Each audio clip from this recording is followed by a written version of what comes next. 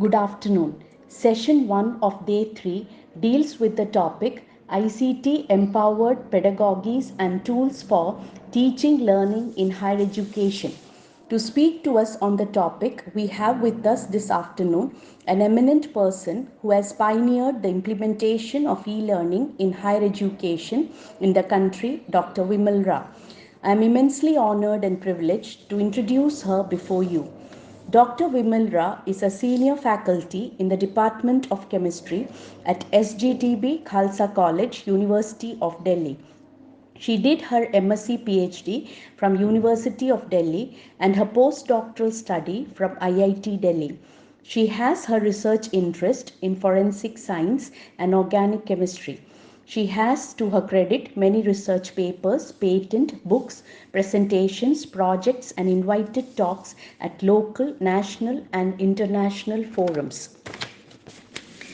She is one of the leading e-learning experts of India who has made a mark at the national level in various activities such as development of e-content, teachers e-kit, MOOCs, empowerment of teachers in ICT skills, introduction of newer teaching methodologies, and many more.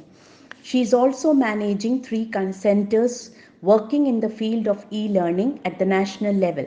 She is the only chemistry teacher of the country to be awarded the National Resource Center of Chemistry of MHRD, Government of India, for developing ARPIT courses 3 times in a row for all chemistry teachers of India.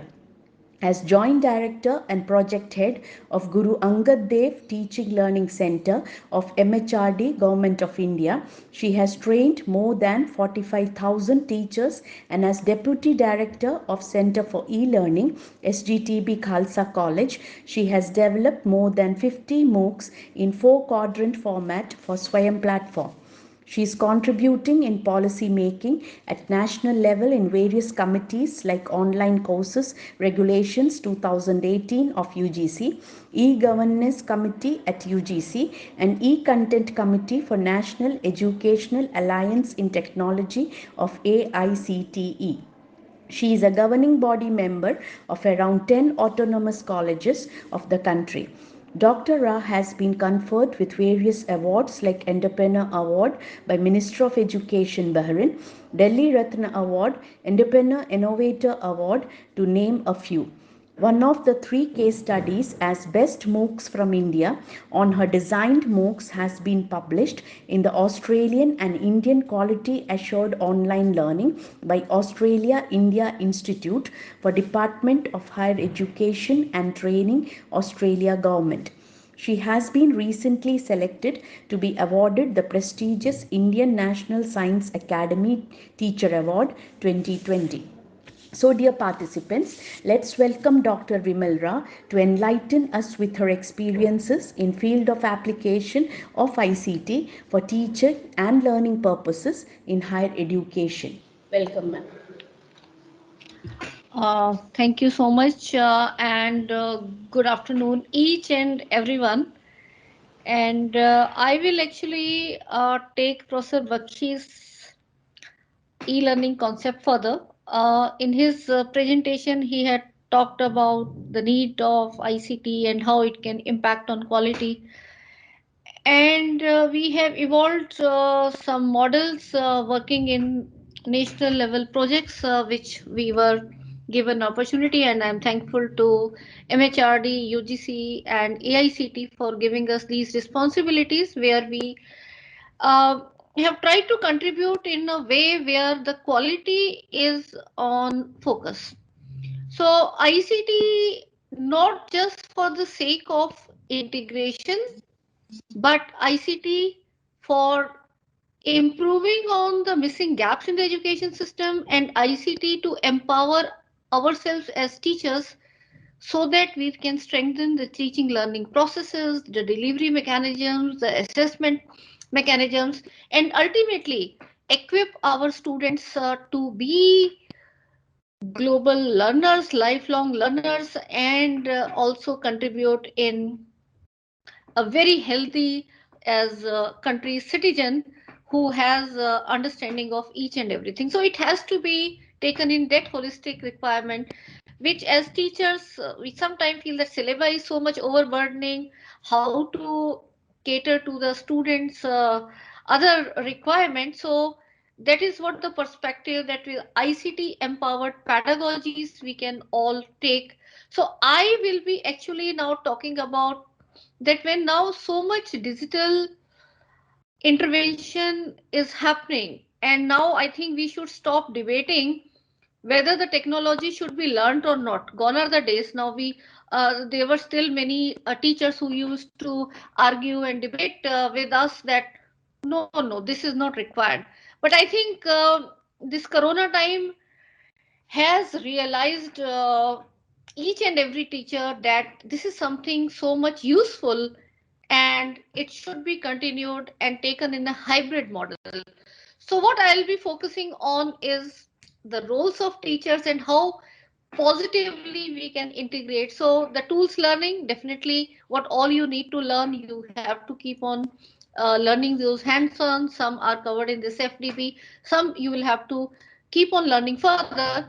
But then more important is, once you are knowledgeable about these tools, and tools will keep on coming and going, new tools will keep on coming and going, how from your subject perspective, your own context, what course you are teaching, how it has to be integrated, what ready-made resources can be used, and how you can also contribute and give it to your fellow colleagues for taking in their classroom situation.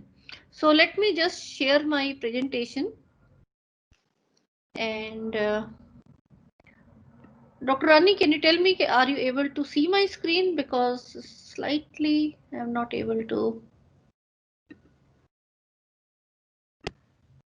So I hope my screen is visible. Yeah, your screen is visible. Okay. Thank you. Thank you so much. So I will be talking about ICT empowered pedagogies and tools for teaching learning in higher education. When we talk about formal education system, as teachers, we are mostly confined in our dissemination of knowledge to our students as a main part of our responsibility is these three important components. You have syllabi or curriculum, then you have the teaching learning aspect, and then we have the assessment aspect. And in all of them, the role of teacher is very critical. Be it the conventional education system, be it the ICT integrated, or any new model, I think teacher is the most important part who will be evolving sorry, and putting these processes into place. You may form syllabi by a handful of teachers, but then the real execution comes into each and every classroom through the teaching learning. And then assessments also, you have the formative assessment, summative assessment. So there also we all have our different roles. And the quality of outgoing students, if you want to rate or accredit, I think the same course being taught in different classrooms has different accreditation as seen by the market forces. So same syllabi, same curriculum, but the way how we make that difference, the impact in our own classroom teaching. And I think you also, if you look back as students, we had some teachers whom we can say, yes, these are the good ones and these are not so good ones. So what has now those qualities of the good ones in the face to face we have all tried to imbibe, and then we have to also now integrate ICT, but yet look up at the pedagogy of the virtual learners. So all these are now the new roles coming that we have to prepare ourselves. So if I say there are now technology empowered roles of teachers, where the ICT empowered dissemination of knowledge, which will be uh, broadly focusing on teaching, learning, assessment, and the curriculum development. But then, in addition, we also have the ICT enabled research, and the book publishing, the print medium that we were doing is now taking its shape into creation of digital resources, which you should be aware. again the static content or the multimedia enriched video content. And we also have the professional development, which is now being ICT empowered. We are all sitting in nook and corners of our country and still connected through this FDP, and we are learning. So all these new roles are coming, not in the corona time. The ARPIT program started in 2018. So Government of India has started the preparation more than 2 decades now, the National Mission on Education through ICT, and then Pandit Madan Mohan Malviya Nation Mission on Teachers and Teaching. So many other programs where the various pilot projects were done, and now it has been taken into shape of proper e-content, LCC and InfibNet, EPG Pathshala, UGC content, or the MOOCs on SWAYAM platform, or the NPTEL content. So broadly, some projects have evolved, and they have given a standardization in terms of quality and quantity to all the future upcoming initiatives in this direction. And ICT also empower us in the administrative roles. And I will be more focusing on the ICT empowered dissemination of knowledge, which is the prime role of ours. And here we'll have to understand, which also you must have realized now, when you cannot see the student and when you are just delivering the lecture, is it being properly taken? There are different platforms, and there are tools which give you more interactivity, there are tools which give you less. So the selection of the appropriate tools in the teaching learning environment, use of the open educational resources, use of your own videos, you can create these videos, and then assessment. So technology is now very important component, that how you can become empowered teacher, a smart teacher, not doing the same thing repeatedly, but ensuring the teaching learning happens in a more effective way. But to what all has to be done and what all tools have to be acquired, I will try to give you an overview. So be aware wherever these type of workshops or hands-on are happening, please join, try to learn, because irrespective whether you need it for your promotional requirements or not, you definitely need it for becoming a better teacher. And we are in such a noble profession, because if you look back to the older times, teachers were those enlightened minds. When we had Guru Shishya culture, there was no formal education system, no formal teaching positions, but gurus used to be those who thought that whatever wisdom, skill, information I have acquired, I should give it to the world before I leave this world. And that's such a noble profession we are into. But now the challenge is the information is there with our students. So our role has to be a facilitator, guider, and then how we can do the hand holding, the problem solving. So we have to look up for the pedagogies, looking so many information in this internet web world which is available. So basic ICT skills, I will tell that you should acquire to start up with. Those who already have, they can ignore these things which I am telling, but I will try to take it from the basics one. And in basic ICT skills, again, it is my own experience that at least the proper formatted document created by these softwares like Word or the similar open source document creation software, or the multimedia enriched presentation or the spreadsheets, it is really lacking. The teachers, most of us, we have learned it by hit and trial, whatever requirement was there we learned, but then there is no formal training that we have gone to. So if you get chance, please, I had already conducted 1 week FDP on PowerPoint presentation, and on 27th January I'm starting with Word and Excel. So There you can learn that if you have to make even your assignments for the project, the students or the question papers or other things, or if you have to do the analysis of the result that you will be exporting from LMS or otherwise data filter formulae graph and all, how the excels can be used. File sharing is again one more thing that we should be knowing about these cloud drives, because very soon these hard disks and pen drive, I think you can all realize now we are not using them so much as we were in the pre-corona times. So post-COVID era will be uh, using more of these cloud drives will be so much comfortable that irrespective whether they are in office or at home, we can access these data. And when you are working with teams, and especially our students will be going into that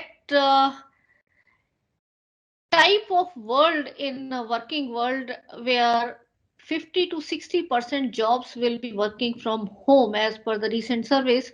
Many institutions, many corporates will be not going back to the pre-corona time because they have realized the economies of this technology which can bring teachers sitting right in their the workers sitting right in their home. But then also we have to evolve the requirement that how the students can be made sincere towards their work requirement, that even if they are sitting at home, will they ensure that the work is done on time. So we have to prepare them towards meeting deadlines, working in teams and so on.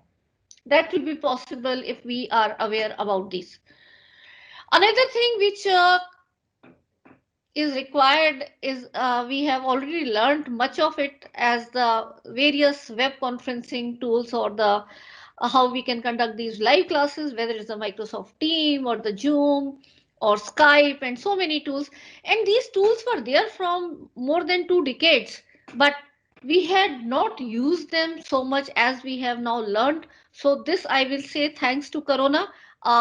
So dark cloud of corona on humankind, but silver lining for education system. I think we as teachers required this jolt, that we were afraid of technology, but in this time we have realized that yes, this is something not to be afraid of, something to embrace and get empowered with.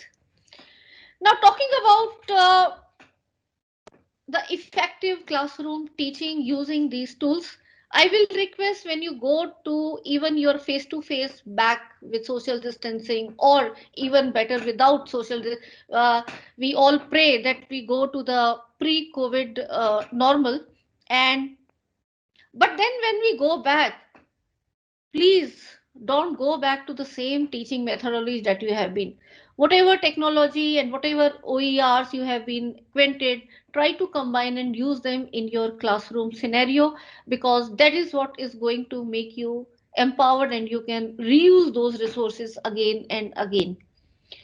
So my colleagues here must be having some questions in the mind that, and can we do that in the classroom? And are some of my colleagues here missing the chalk and board? And we feel that chalk and board is best. No, once the corona goes, we will not use the technology. Yes, can anyone will like to comment? Can I see some chats here? Are the chats enabled?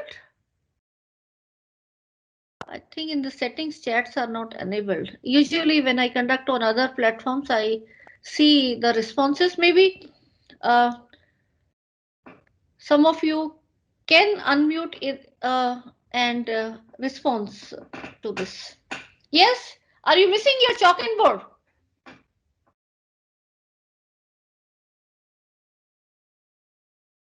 So see, you should be using the platform where you can be interactive with your students and participants. And let me go ahead now. Yes, you are missing? Yeah. Okay, okay. So many of my colleagues are missing chalk and board, and you must be feeling that yes, what with chalk and board can be done? Can it be done entirely by technology, or if we are in our classrooms? with the help of projectors and laptops, can we deliver our class more effectively without using the board? And the answer is yes. I am a kind of teacher who has not used the chalk. I actually hate using chalk, and from last 1 decade, I have not used. I prefer my laptop with projector and different tools that I have learned. Don't you feel that our efforts have gone wasted so many times? Could we preserve all of them? The beautiful diagrams my bio colleagues may be making, or the complex graphs, or some way that how we write and explain the concepts which is not there in books. The lengthy derivations for my maths colleagues and the chemistry colleagues also. So could we preserve? They have been stalwart teachers. I remember that beautifully they will take the entire board with their uh, handwriting. They will write and then they will rub it. Next day, sweeper sweeps it out. All those efforts have gone waste. Could we not preserve them? Yes, we can preserve them. And for your teaching online, like I am delivering this lecture, you use the tools where you are more interactive with your students. You can see their chats in between, take the response, but then take a PowerPoint as a base. So PowerPoint is one of the most important tools, I will say, not only for your live teaching, but also when you go back to your face-to-face along with PPT, you can deliver your lecture more effectively. And now there will be in many colleagues who say that we have tried using PPT in our classroom. And our students say, Madam, sir, give us your PPT, we don't need you. Has it happened ever with you? Anyone? In that case, if you are getting reply like this, or even we feel PowerPoints, everything is written, why do we need the teacher? Please don't use the PowerPoint to replace you, to make you redundant in the system. Make the PowerPoint to empower yourself as teacher. That is very important. And this will be minimizing your those things which you have to write again and again. Imagine for batches 30, 35, 40 years we keep on teaching much of the portion same. So can that be put up in a way where we can keep on revising every year? But then that has to be in the form of points for us, not as everything ready-made for our students. So they should feel that yes, what I get in my this teacher's class is something which is not there anywhere in any of the resources, and that is what has to be with the interactions with them. So it is not that the same information which is there in the books, the same we write in the PPT and the same we just read out, it becomes boring. And that is what the ICT empowered pedagogies will have to work around our subjects. Use these tools to empower us. We should not waste time in repeating those things again and again, drawing, and rather use it as a empowering tools. So reading from the presentation is to be strictly avoided. Don't use it as a script. I have seen almost 80 to 90% speakers doing that. And that is the main cause of the learner or any participant will be losing all the attention. Okay, he or she is just reading and I'll take a click. Okay, when I get time, I'll be reading. So be interactive around that so that you know the students are trying to understand what you are doing, and in between try to make some interactive pages as well. While designing the presentation, you have to be quality conscious. You should be avoiding too much written content. Only in case of certain definitions which have to be put up as such, or some theorems, use that, but then try to be extempore around those points and equations and graphs. bad fonts, typo errors, factual errors, poorly contrasted slide, poor quality images, videos always have a bad impression on the quality of PowerPoint. Some examples I'd like to show you, like being a chemistry teacher, if I have to show this information and then work around this in a discussion with my student, I'll better put it in this way. So look here, I am now taking a corresponding visual and then trying to say that, okay, this is what is this frequency region and this, and then I'll go into more elaborate things around that.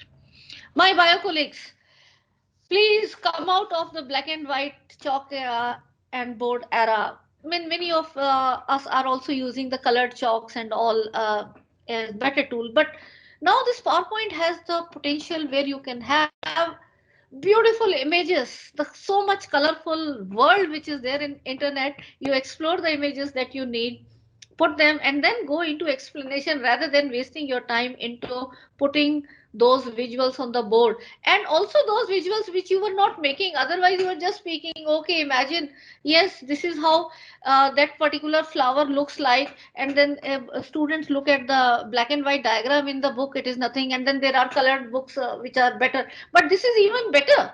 So you can integrate those things which are required in your own teaching. The history teachers can look out for some monuments or something from even Bollywood or Hollywood movie clippings can be there. So in between you can put videos, it can be made into a beautiful, beautiful presentation where the students will be really loving. If I have to talk about the kinetic theory of gases, I'll rather than writing the entire statements and all, I'll put some visuals corresponding this. If I have to talk about the bimolecular gaseous reactions, I'll use this type of GIF animation, write the main equation, and then so you can have n number of slides. See, the board has limitation. It has, then you have to rub, you have to, but here you can go back. I recall one of my classes more than 10 years ago. After I have derived one particular entire equation, took half an hour, and then okay, everyone has got it. And after 10 minutes, the student stands up and asks, "Ma'am, can you repeat it?" I was like, the repetition will take me half an hour, the entire thing. So I wrote again. Had this been the PPT, then I would simply go back to the slides and focus on, okay, this step is clear. Now this is where you're having in difficulty. So let us look at this particular part again. So all these things are the new way that we have to now integrate in our teaching learning, where we can make it much more interesting. Higher education and subjects like chemistry, maths, commerce, we deal with sometimes many complex equations. And we say that, okay, here there is no scope of making it simpler. So this is one of the examples I like to take in that space, that you can even do color combinations. It will take efforts, obviously, when you start making, but keep on improving. And then you can talk one by one with simple animation effects, and then so that the highlight can be done more on explanation by putting the equations into this interactive format.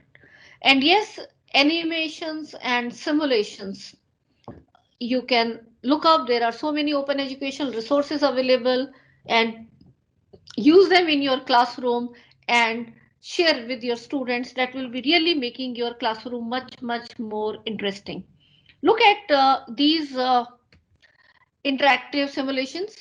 So those who are not even from chemistry, I think they can see that why this particular simple cubic cell is different from this one, because on faces there is a, in center of the face there is a uh, atom, and this is what is a simple cubic cell, and this is a face center cell. So otherwise, if the same concept is written in the sentences in the books, the students do rote learning.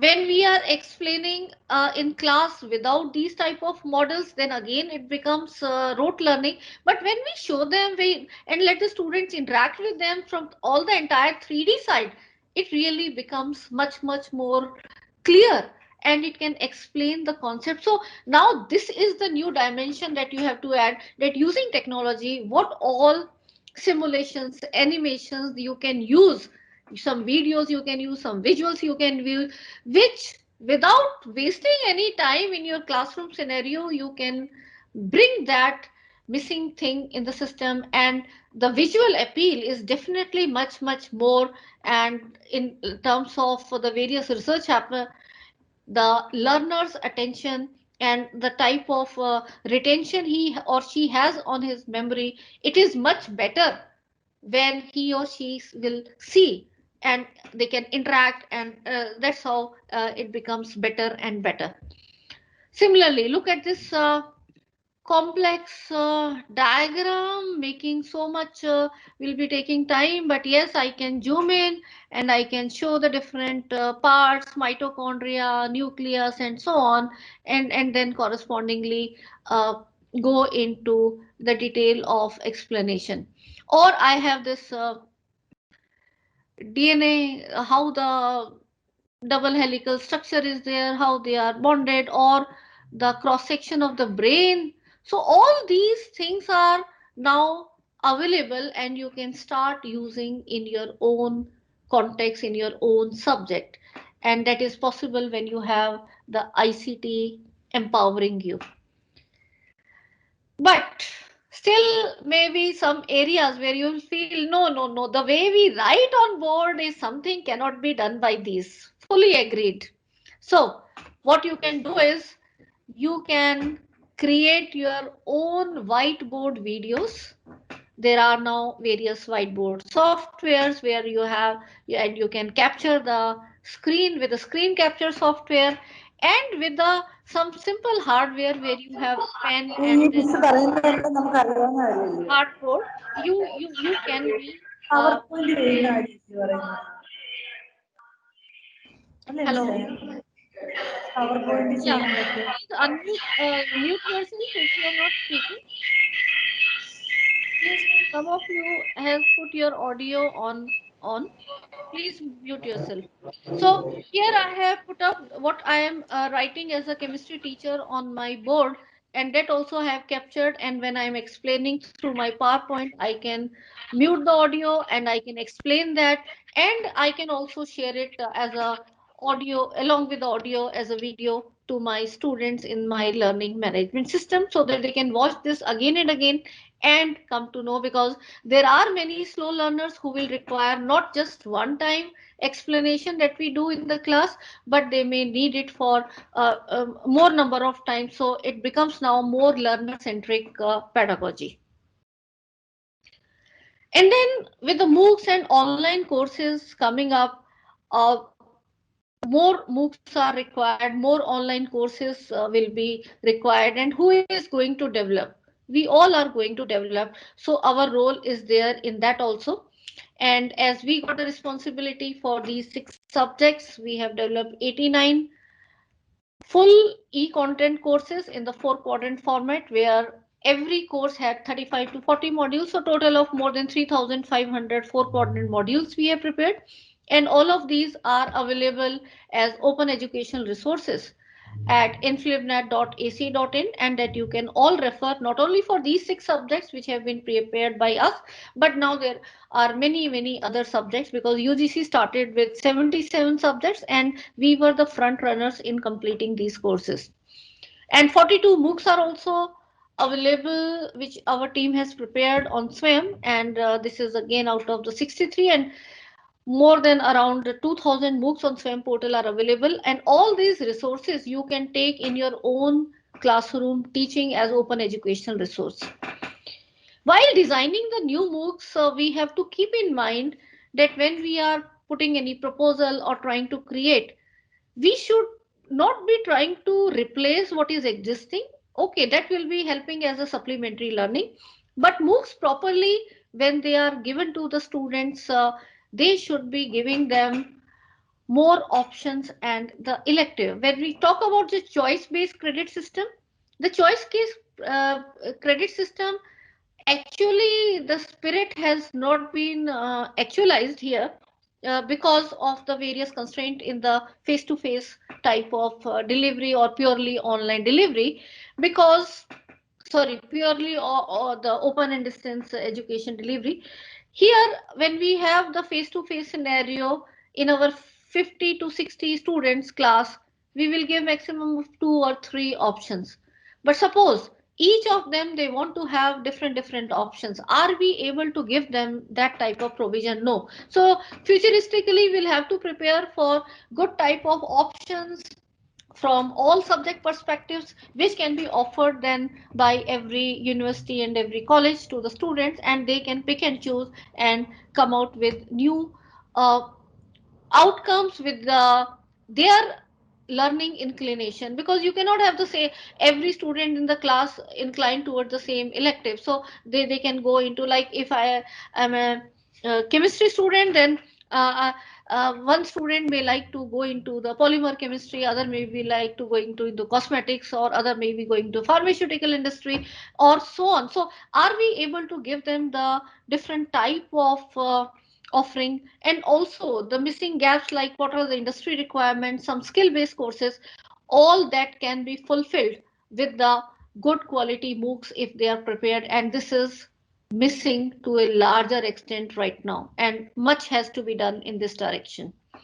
Also, the fully online programs regulation, which I was fortunate to be a member of this committee.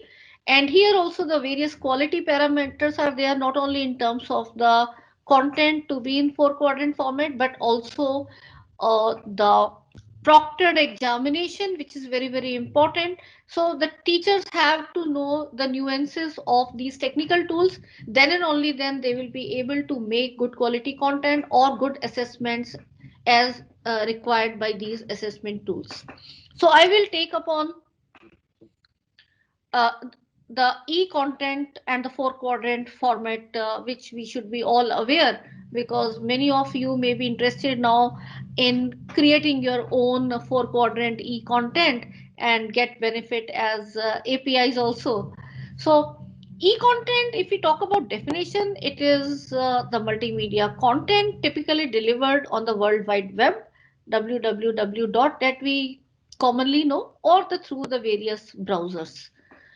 But then if we look, and many e-learning courses are there, I have seen that they'll be simply putting PPT or PDFs and say that we are delivering, we are doing e-learning. No, that is actually not the type of e-learning students will be really interested. It has to be either a multimedia and highly interactive content. So that is what will be helping in self-learning and self-assessment.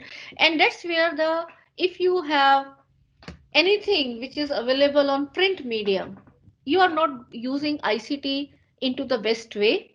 Whatever you can do in print, only the thing will be that accessibility will increase. It can take you in far-flung areas, the printing cost will reduce, that's all. But in terms of the quality enhancement, still there is scope.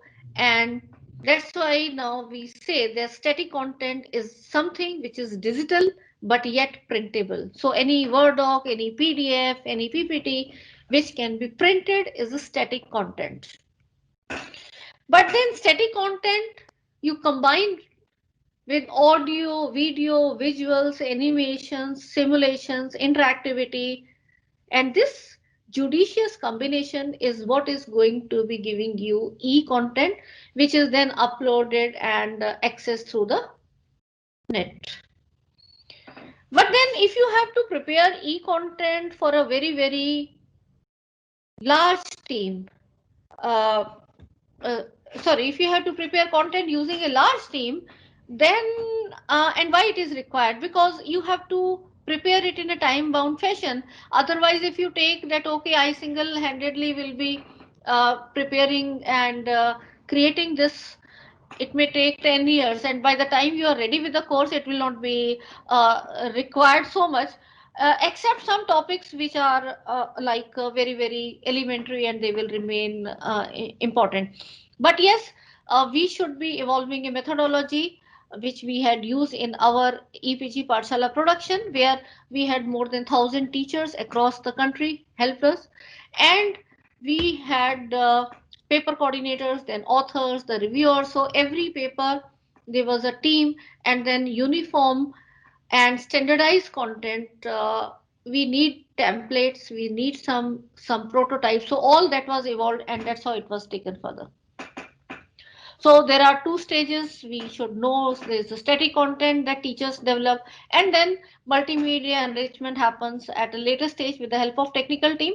But you should have the idea about what all can happen in the technical stages when the professionals are doing video editing or when you're recording video. So all these things becomes now our new role, and this gap between the subject matter expert having no idea about what the technical is doing and technical team having no idea about the subject, that is the fact. So you cannot tell the technical team to do PhD and start teaching like you we in all our subject. That is not possible. But yes, as subject matter experts we can definitely not become professionals, but at least some idea about this. That is what is required from all of us. And when the output, if we see, if it is more fleshy animated, it really enhances the value. But then if it is factually incorrect, it will be really making it in the multiplier effect. So if it is bad, it will make it worse, and if it is good, it will definitely make it better or best. So that is what you have to keep in mind, that any new format of technology, any new animation that you are putting, then it should be factually correct. Otherwise the concept will be understood in a very wrong way. On the other hand, you may simply write on the board and try to capture with a camera, then it will be just the same level of the teacher, I will say. Again, we are not taking it to the next level. So the best is we take the best of both the worlds, the subject specific expertise that we are having, along with the what all technical things can be added, and that is what we are aiming to get a good quality content. And that too has to be done with the level of learner, because if you look at class 5th or 8th class, so many apps are available, learning apps. They are more cartoon type of base, because the students of that age, learners of that age, will not prefer someone just speaking and they listening and not. They need some good characters and all to infuse some excitement in them. On the other hand, at higher education, it will be like if we use those characters, it will be like what kiddish content. So it has to be a blend. So animation of serious nature, where you're explaining that concept, making it simpler, and maybe you can add some interviews. Or something else. I'll show you here some glimpses so that you get idea, and don't look it from chemistry perspective, minus the chemistry, and see how the speakers are presenting themselves, how the visuals are there behind, what audios, what sound effects, and how the overall presentation has been done.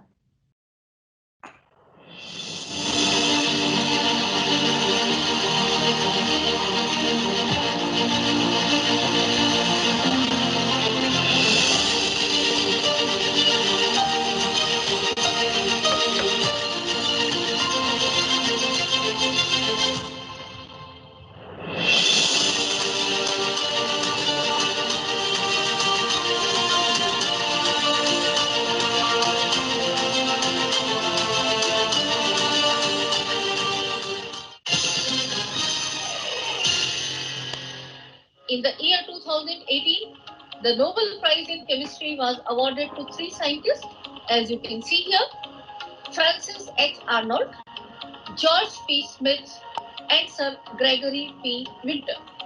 So you can see here, this area is the PowerPoint, and rest all is artificial. This table is artificial, this background is artificial, and I am just acting as you see here, but there was nothing behind, and all that can be mixed and matched at the editing stages.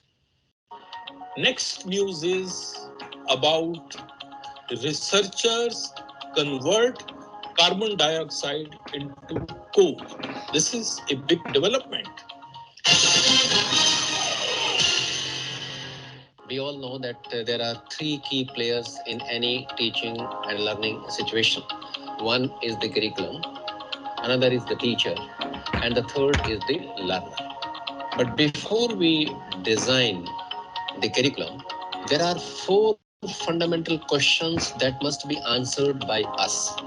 I would talk only about the preamble of the Constitution, because preamble is a crisp one-page document of the Constitution which describes the entire philosophy of the Constitution.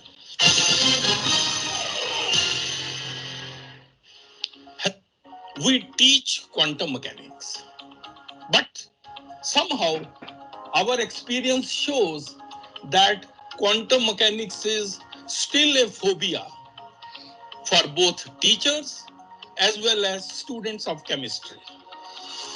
Now, the next question is, grate the juice of raw turmeric and smear it on the filter paper.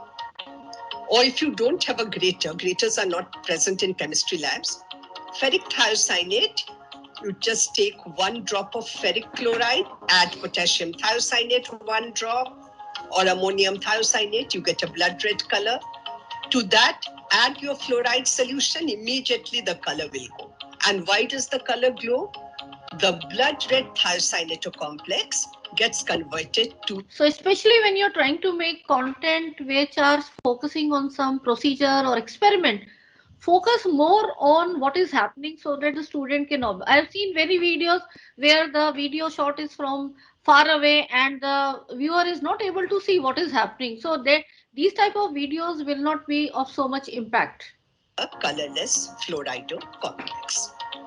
So now the question, electronic configuration. after excitation, For you to know. So let us start.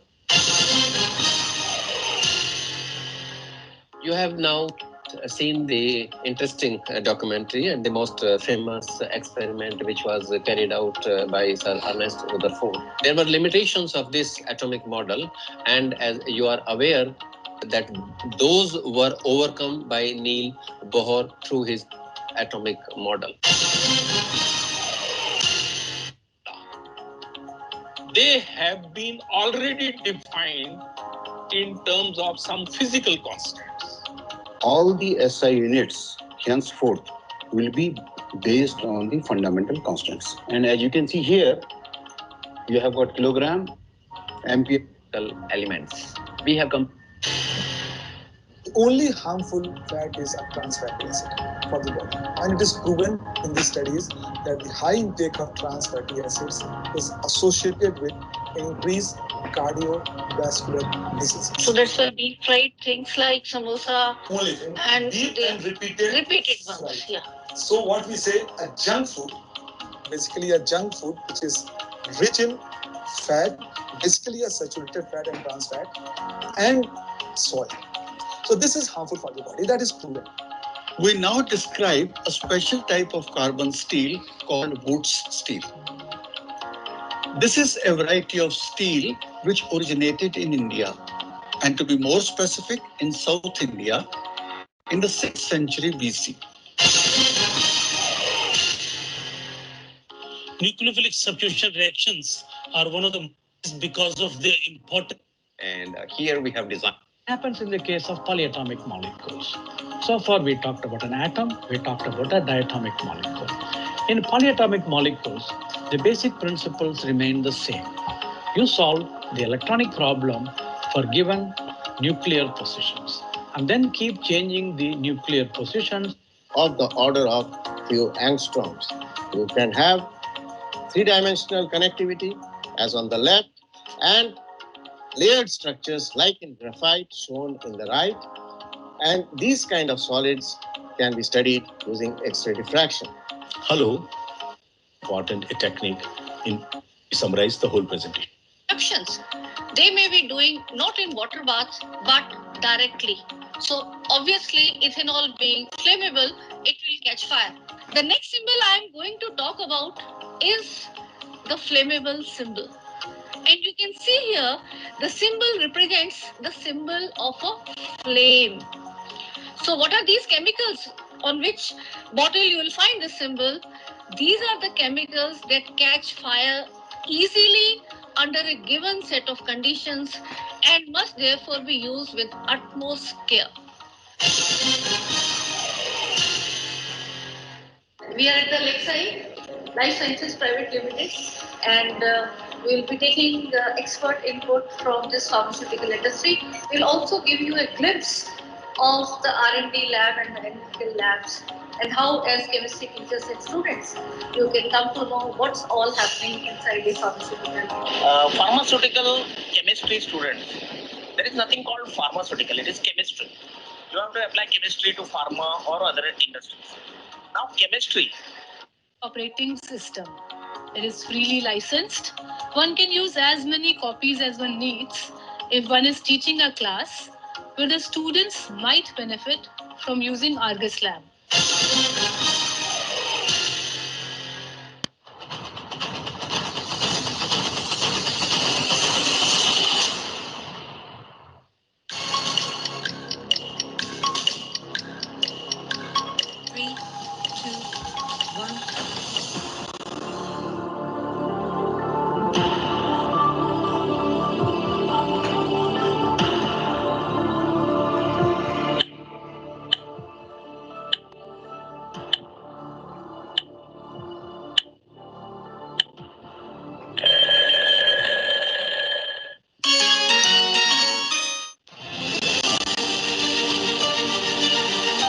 Even this audio which you have seen, and this logo, the logo we created, and the audio we had bought, so we have to keep in that it's not going to be any audio can be took up as put up an instrumental. So that was one angle I wanted to show you on e-content, and another I will show you one more video.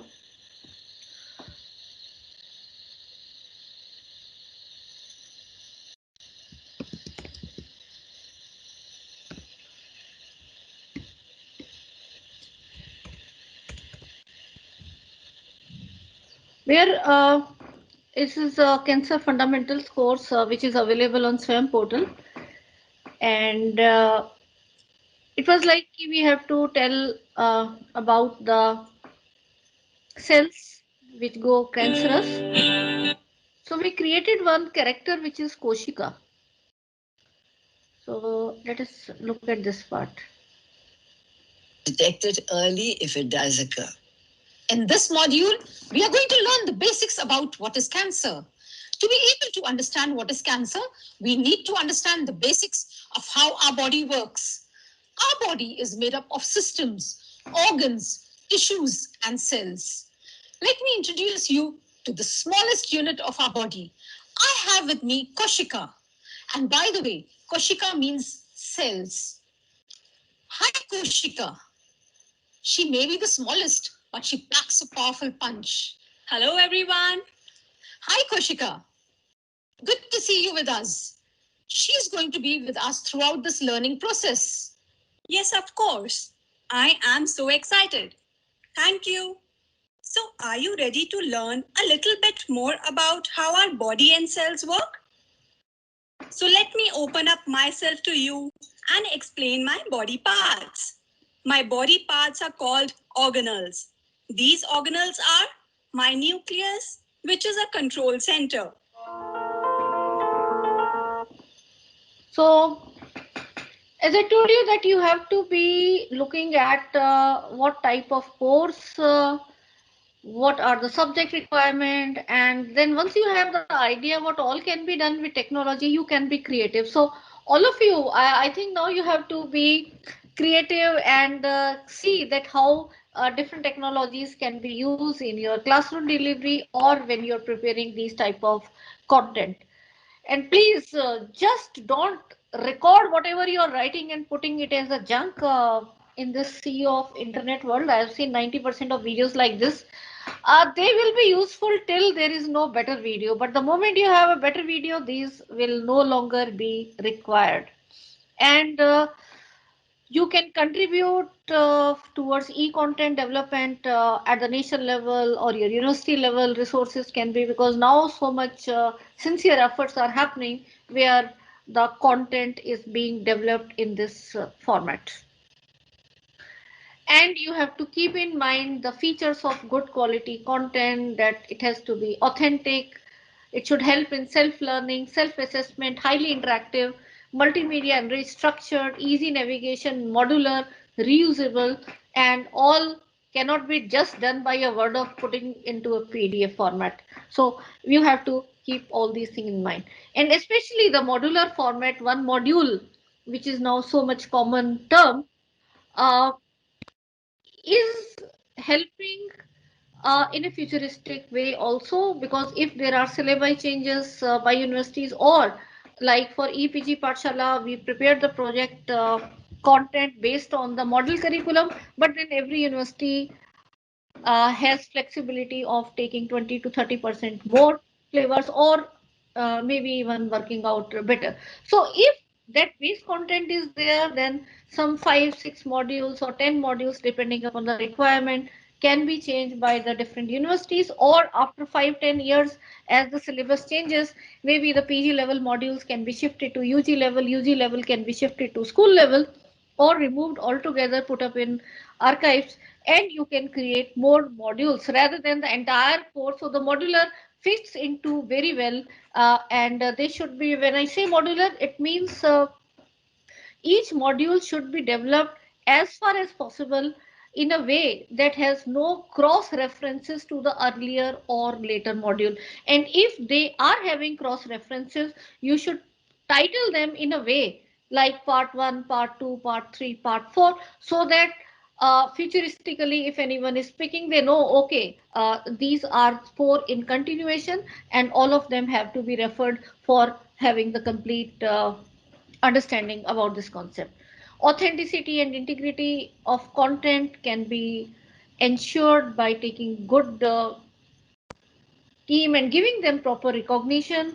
And because once the name of academicians are there, I think we are more uh, responsible academicians, that if we will take it very very seriously, and the same we have done for our courses, we have involved very very eminent academicians, and then we have fully given due recognitions to them, that yes, he or she is the presenter, or if there are co-authors, then these are the writers, and then taking it further. Concept clarity, no typographical errors, language editing, scientific editing are other important things that we have to keep care. And Bloom's taxonomy should be kept in mind. So what I'm telling is, you should be trying to go into in-depth understanding of all these things if you have to prepare some content in particular format. Various forms of e-content, did you know, points to ponder, historical perspective, timelines, they can be included. And let me tell you about a 4 quadrant format. What is a 4 quadrant, and what is one module which fetches you now 5 APIs?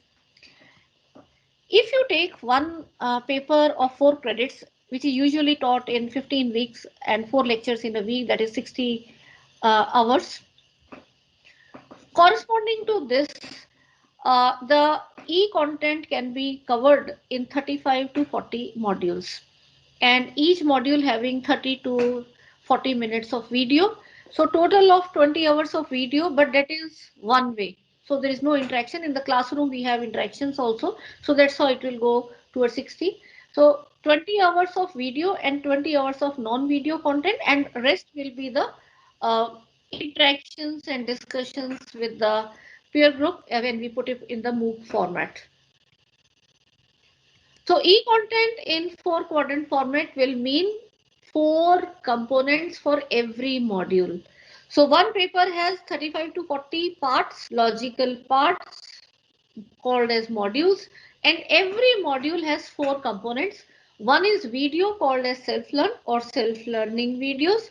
Other is e-text, Then you have self-assessment questions, and no more will have suggested reading, web links, and other value additions like did you know, points to border, common misconceptions, and so on. So that is what is a 4 quadrant. So if you develop in these 4 formats, then through some national project like we had EPG Pathshala project, or they can be CEC or NPTEL, then you qualify for getting 5 APIs as incentive, just like the publishing of books or research papers. In MOOCs also there is a 4 quadrant theme, and this is how in the SWAYAM MOOCs guidelines, those who want to go into detail, they can get this PDF readily available. You just search for SWAYAM MOOC guidelines 2017, and here also there are 4 quadrants, but there is one quadrant 3 which is discussion forum, and you don't have to do anything for that. That is automatically there in learning management system. So let me just compare the 4 quadrants of MOOCs with 4 quadrants of e-content. There is quite a confusion here, and I have used the colored coding to make it simpler. So e-text and no more, whatever type of reading material you have, you compile all of them and put it as this quadrant 2. They call it as e-content, but I slightly disagree. It is e-text with all the value addition and as reading material. Then the video lectures of e-content are equivalent to the quadrant 1, which is called as e-tutorial. I prefer it in just a video. So that is there. And then the questions are there. Here this is in e-content, it is module wise. But in MOOCs, we put these modules into week wise format, because MOOCs is a format of delivery of e-content. E-content, you can have just one module, you can have complete paper, and you need not put up on a portal where it is on. So in shapenet.ac.in, if you see, only the e-content is there, but there is no discussion forum. So when you put the e-content in a structured way on a particular learning management system, what you get are MOOCs, and MOOCs in spirit and all. Professor Bakshi has already explained the philosophy is anytime, anywhere, any number of times learning and so on. So I'm not going into that detail. And this blue new quadrant coming is nothing but you have to just this is inbuilt feature of LMS, and when you start your course there is a start date and end date, then you put up into that particular way the questions learners will ask and you keep on replying. This also is met. So to prepare a MOOC, you actually have to be ready with these 3 things. One is a high quality video, other is all the reading material, and other is ample number of questions, because for weekly quizzes, for in between quizzes, you'll require them to put up into a particular way. But then while developing these contents or delivering MOOCs and all, or even in your classroom teaching, when you make any PPT or you use, then we should be very, very critical about the copyright issues. And we should be aware about what are fair use guidelines. And if you're using open education resources, then what are Creative Commons license, and citation of OERs is very important if you're using, and how plagium and plagium checker tools can be used to make your piece of contribution that you're trying to do better without plagium. And also it can be used in assignment purposes. When our students are submitting assignment, you can use their assignments, run them through the plagium tools and tell them that no, we revise that this is something you have taken from this particular source. So all these are now very, very important parts. Even when I'm delivering this lecture, or when you are delivering your lectures in your classroom teaching, you can always keep a disclaimer that yes, these tools like Zoom or Microsoft, Google Meet and all, they are giving you provision of recording. But that does not mean that I am giving you, I have seen many, even this Microsoft team is saying that you approve. No, approval here is like it is compulsory that I am agreeing, but still then I am not allowing this lecture to be rerun without my permission. I am allowing this to be used for this batch of FDP, but for the next I will be coming better prepared. I will be updating my information, and so you do in your classroom teaching as well. Your institution should not take it granted that one semester you have recorded the videos and now next semester onwards you are not required. No, that is not the case. We as teachers, we keep on evolving, we keep on improving. And what videos recording, if they are available, when we are doing casual recordings in our class, we do refer to the other content as well, and that can put us into a situation where we can be held accountable for the copyright and all. So please put a disclaimer that this is something which I have used for my classroom delivery, and then if there are any copyright issues, this has been done in this particular spirit. And you should also tell your students to be ethical, that they should not share your this recording to someone else without your prior consent. So all these are the new ethics and norms that we have to appreciate, not harm the copyrights of others, and as well as also try to protect our copyrights as well. One question must be coming in your mind: how long does this copyright holds? It is 60 years from the date of publication if it is cinematographic or sound recording, but if it is something published, literary, dramatic, musical, then it is lifetime of author, and then 60 years after the author's death. So what we are creating are the video resources which will be having 60 years from the date of publication. And in our classroom scenario, or for any educational purpose, we can use the even the commercial content under the fair use guidelines. But the purpose, nature, amount, and effect is very, very important, that you have to keep in mind.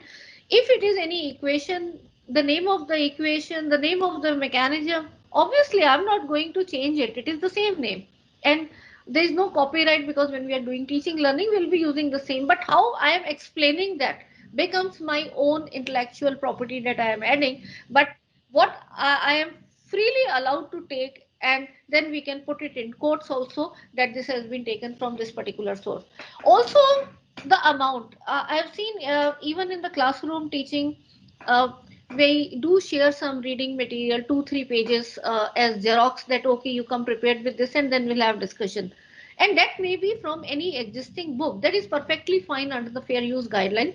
But in the process, if you are downloading the PDF and sharing entire PDF, that will be violating the copyright, because you are harming the commercial interest of the original copyright holder, whether it is the author or the publisher or jointly. So it is better idea than we are sharing the resources. Please don't share the full PDFs to your student. From wherever you have downloaded, please share that link, that this is the link. I don't know whether this person whose website is there has done the copyright violation, so the blame will go there and not come to you. So please, it is not a good habit that you download the resources in the effort of helping your student, and sharing it. Entire book should not be shared. Some parts, yes, definitely, by mentioning that this has been taken from this particular, they come under fair use guidelines and can be utilized.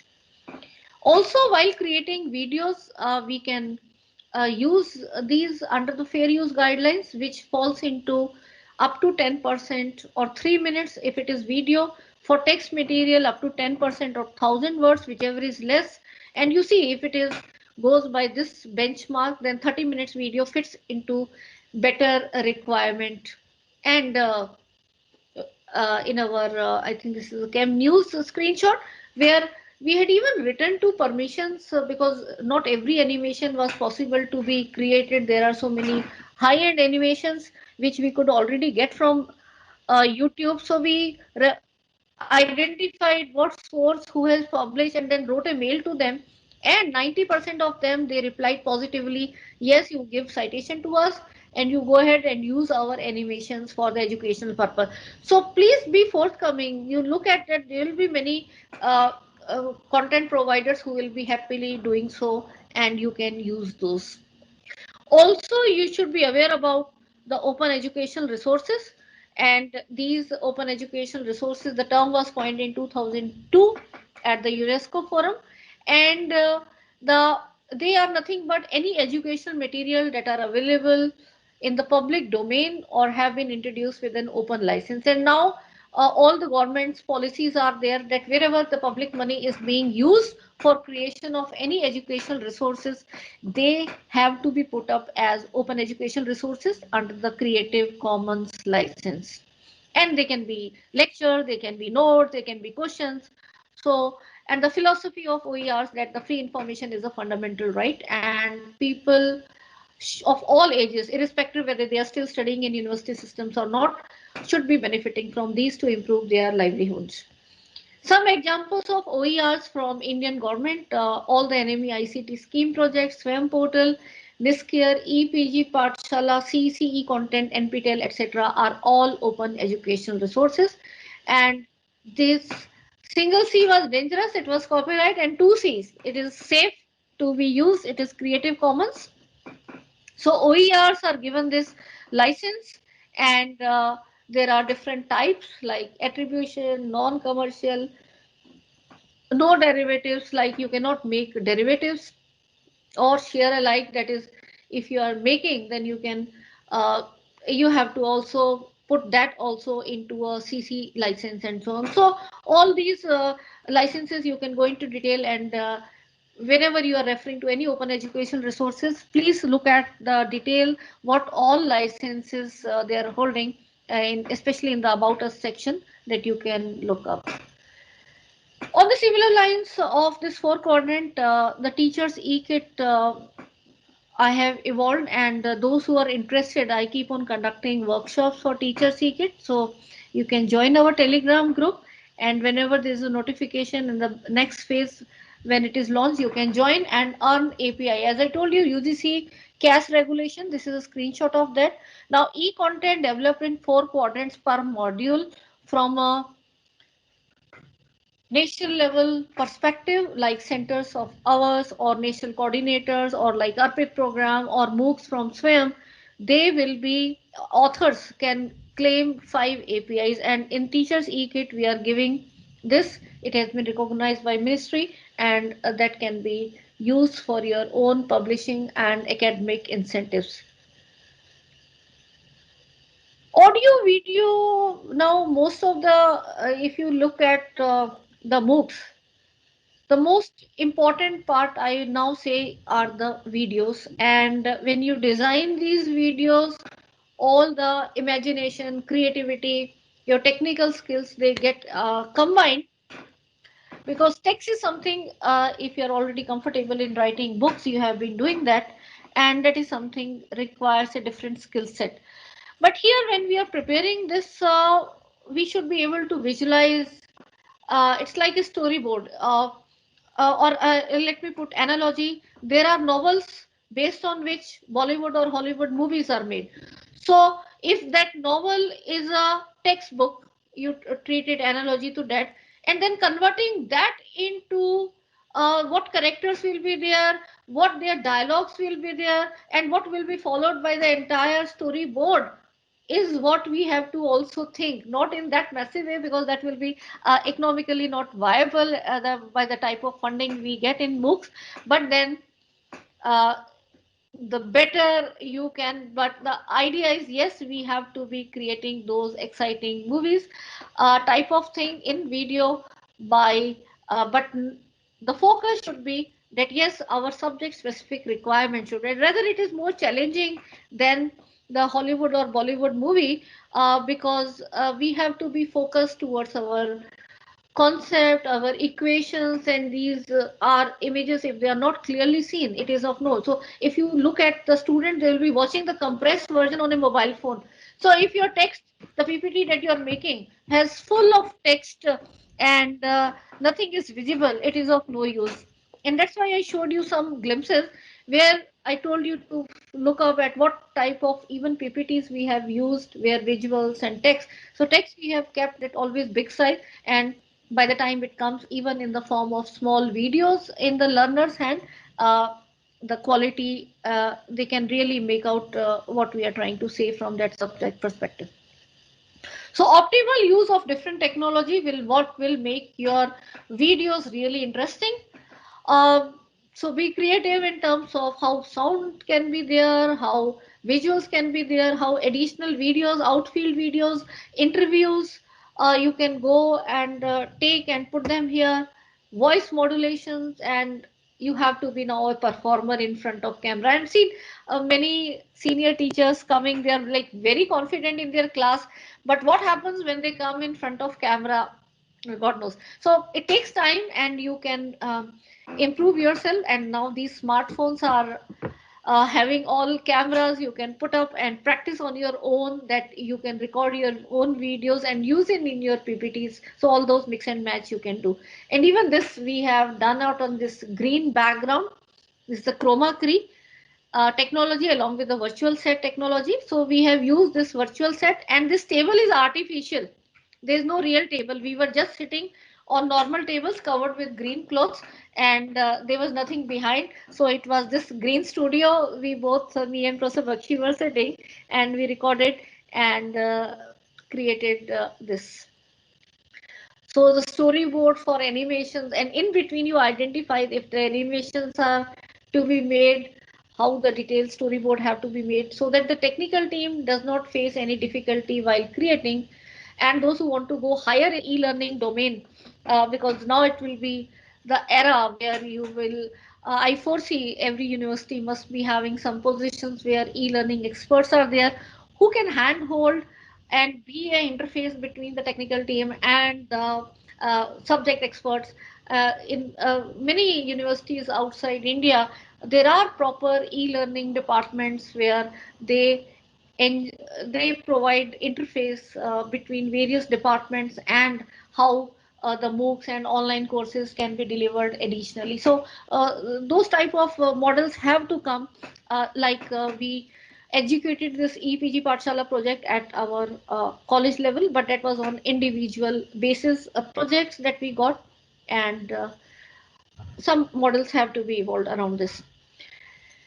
But then entire knowledge of instruction designing and how properly you can integrate, and more research is also happening in this field, and better models will be evolving, and there have to be Indian specific cases as well. Also in assessment, it becomes very powerful. Interactive questions can be there, so you can prepare a question bank, and your entire 50, 60, 100,000 students, you can give different question sets, quizzes.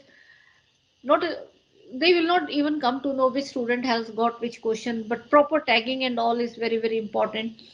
Audio video based questions can be there, drag and drop type of questions can be there, so it really becomes more interactive, and you can look at the analytics whether the student has really performed or not. And if your entire class is not performing one particular question properly, this means something is wrong either with the question or with the concept, the way you have talked. And also now there are tools where you can give the collaborative assignment to the students and keep on watching that which particular student on individual basis has contributed what, and accordingly give them the individual marks, as well as the collaborative teamwork and other skills will be working. Interactive crosswords like this.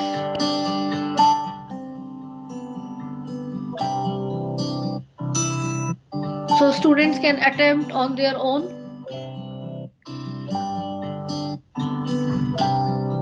and come to know whether it is correct or not.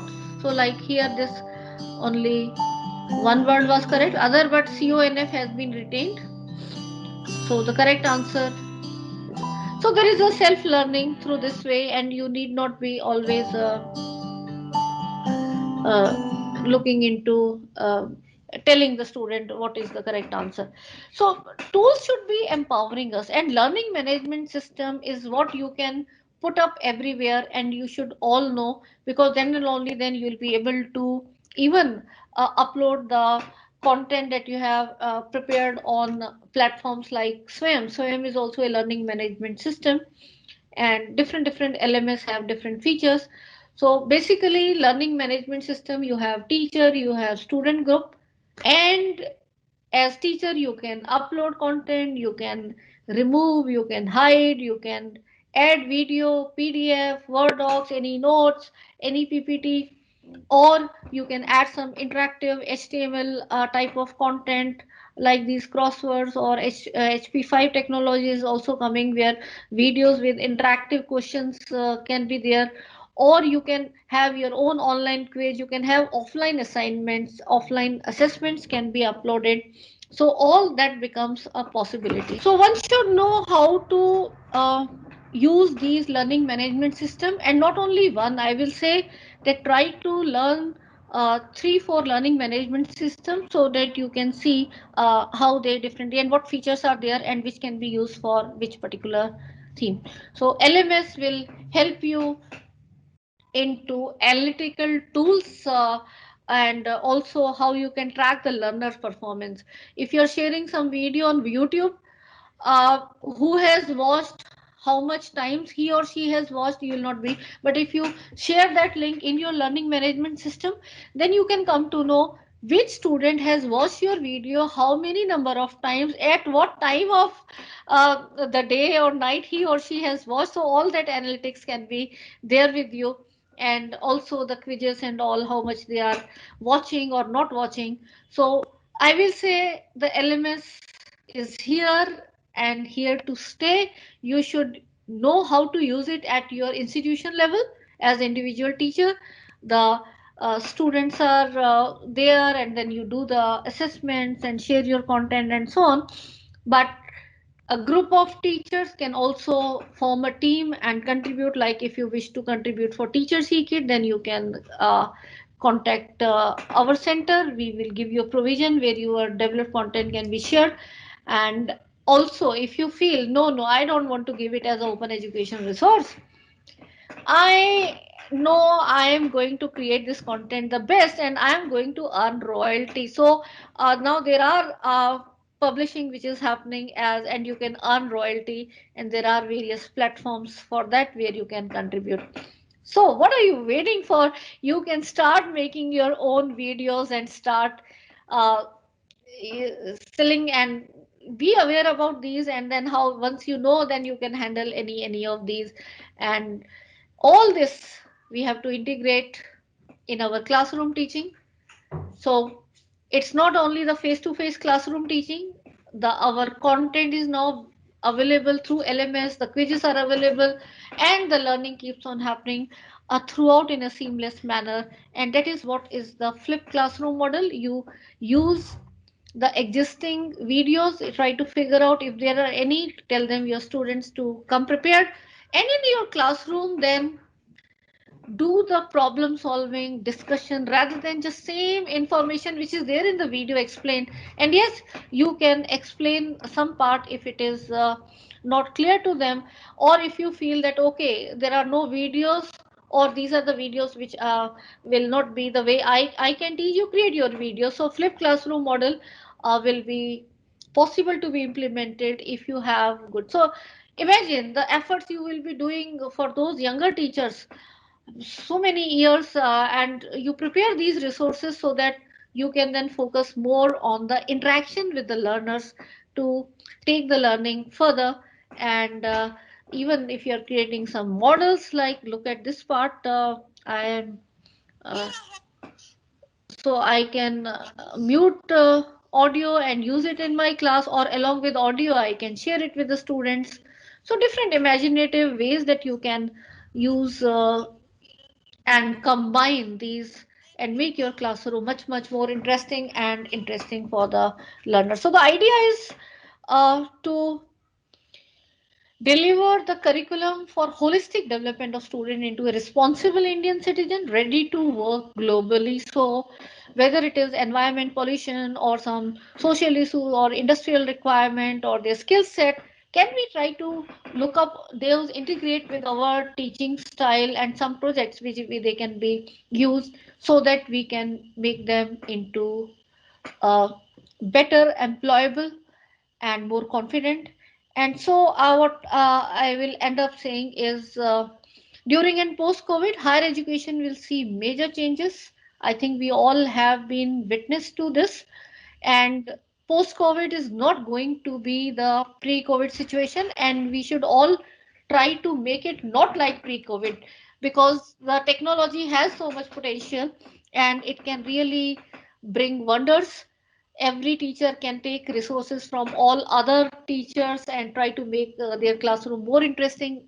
So while understanding virtual teaching learning through online tools, we also have to be ready virtual and augmented reality, and as well as AI driven personalized learning. The tools are there, but as teachers we are not ready, because the tools will of be no use unless or until we give the inputs what all has to be done for our subject specific requirements.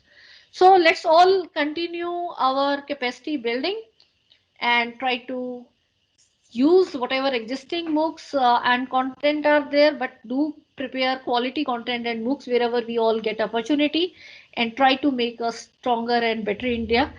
And let us together make these challenges of difficult times of COVID and convert them into opportunities and take our education system to greater heights. So thank you so much, and I'm here available for the question. This is my center's Telegram link where we keep on doing various activities, and our exclusive activities are not to be missed, because uh, we keep on trying whatever I have told you. We go into depth and give the hands-on workshop and train accordingly around this.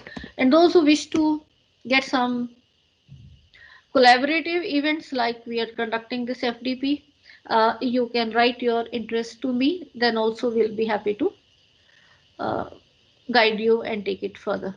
So thank you everyone.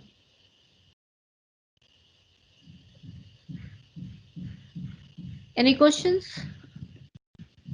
Please ask.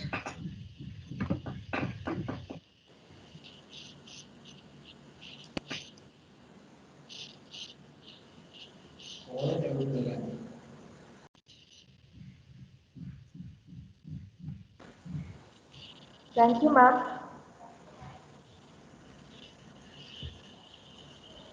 Teachers, if you have any questions, please.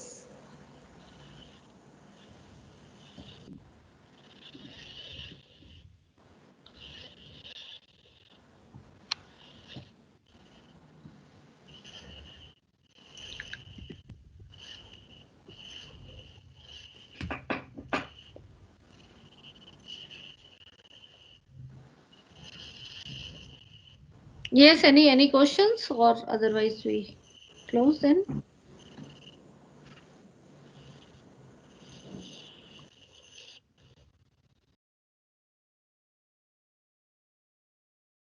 Thank you, ma'am, for the enlightening session. I think we can wind up the session as there is no questions. Fine. Okay. Thank you so much. Thank you, ma'am. Since the start of corona pandemic, use of technology in education and the effectiveness of online classes is a topic of debate. Today, we are blessed to have with us one of the pioneer personality in the field, Dr. Vimalra, to talk about the topic. She shared with us her vast experience in the field and really inspired us to use technology to enhance our teaching. Thank you, ma'am, for the inspiration. Thank you.